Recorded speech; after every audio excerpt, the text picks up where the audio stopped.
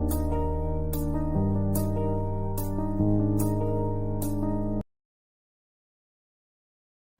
की शुरुआत में हम देखते हैं दूसरा टीम का मेंबर ली जाए फूजियांग को धक्का मार देता है और फिर ली जाए कहता है सॉरी, मैं अगली बार से ध्यान रखूंगा। और जिस लड़के ने फूजियांग को अपने टीम में लिया था वो गुस्सा हो जाता है और वो ली जाए के कपड़े को पकड़ते हुए कहता है ये तुमने जानबूझ के किया। ली जाए कहता है अगर मैंने ये सब कुछ जानबूझ के भी किया तो तुम इसके बारे में क्या करने वाले हो, और तुम क्लास 3 के बेवकूफ़ों के साथ रहो और हीरो बनने की कोशिश मत करो। और फिर फूजियांग के पास बैठा हुआ लड़का कहता है जल्दी से उसे हॉस्पिटल लेके चलो। ली जाए कहता है बाद में, पहले हम गेम को ख़त्म करेंगे, और वैसे भी वो इतने छोटे चीज़ के लिए मरने तो नहीं वाला। और फिर हम चायू को स्टेडियम में वापस आते देखते हैं क्योंकि वो अपना बैग भूल गया होता है। चायू फूजियांग को अपने मन में गाली देते हुए सोचता है उसकी वजह से मैंने अपना बैग छोड़ दिया और मुझे बैग लेने के लिए फिर से आना पड़ा। चायू वहां से जाते हुए दो लड़कों को बातें करते हुए सुनता है जो कह रहे होते हैं क्लास 3 और क्लास 7 के बीच में खेल चल रहा था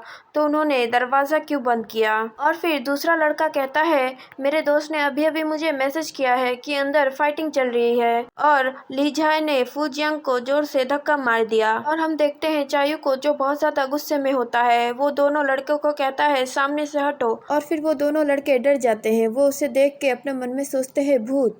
और फिर चायू जाके दरवाजे को लात मार देता है और कहता है मैं सिर्फ 5 तक गिनूंगा, अगर तुमने दरवाज़ा नहीं खोला तो मैं इस दरवाजे को तोड़ दूंगा।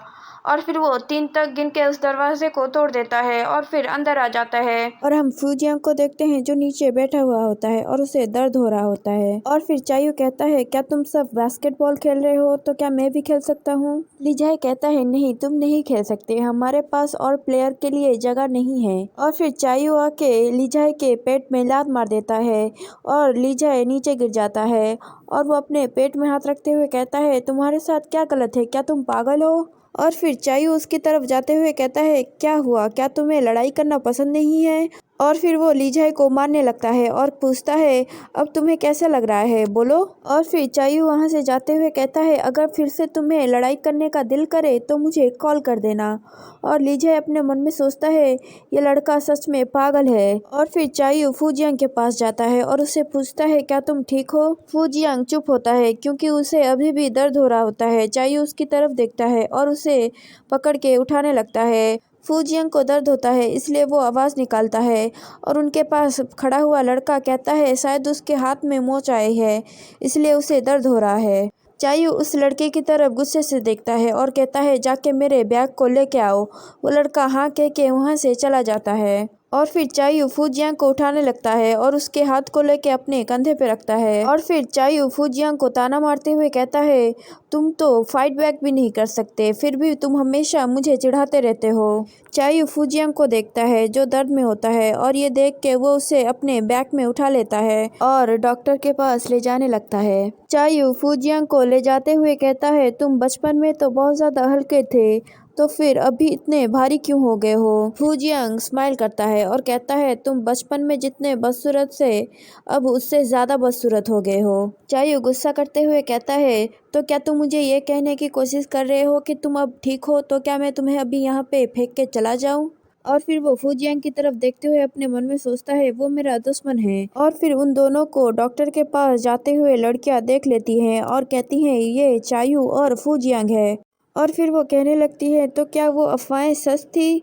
और कुछ लड़कियां बोलने लगती हैं मैं उन पे शिपिंग करने वाली हूँ। और ये सारी बातें सुन के चायू ब्लश कर रहा होता है और कुछ लड़कियां तो बोल भी रही होती है क्या वो शर्मा रहा है। और फूजियांग को फिर से दर्द होता है जिस वजह से वो आवाज़ निकालता है और फिर चायू जल्दी से वहाँ से जाने लगता है। और ये देख के लड़कियां फिर से चिल्लाने लगती है।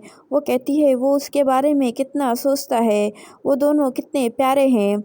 और चायू अपने मन में सोचता है ये कितना ज़्यादा आवाज़ें करती हैं। और फिर दूसरे सीन में हमें फूजियांग स्कूल के हॉस्पिटल में दिखाया जाता है। फूजियांग को डॉक्टर चेक करने के बाद कहती है ये तुम्हारी किस्मत है कि तुम्हें ज़्यादा कुछ हुआ नहीं, थोड़ा रेस्ट करने से तुम ठीक हो जाओगे। और हाँ, किसी भी गेम में कुछ दिनों के लिए पार्टिसिपेट मत करना। फूजियांग डॉक्टर को थैंक यू कहता है और फिर चायू डॉक्टर से पूछता है देखने से लगता है उसके पैर में भी चोट आई है।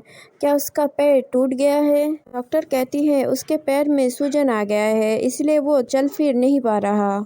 और फिर चायू फूजियांग के लिए पानी लेके आता है और फूजियांग से पूछता है वो तुम्हारे साथ गेम खेल रहे थे या फिर तुम्हें पीट रहे थे। फूजियांग पानी लेते हुए कहता है तुमने फिर से फाइट की। चायू कहता है उसको पीटना जरूरी था। फूजियांग कहता है ऐसा फिर से मत करना, तुम्हारे बारे में स्कूल के नोटिस बोर्ड में बहुत कुछ पहले से ही लिखा हुआ है। चायू कहता है हाँ मुझे पता है, पर तुम इस तरह से चिड़चिड़े क्यों हो रहे हो? और तुम जल्दी करो, मैं तुम्हें तुम्हारे घर पे छोड़ दूंगा।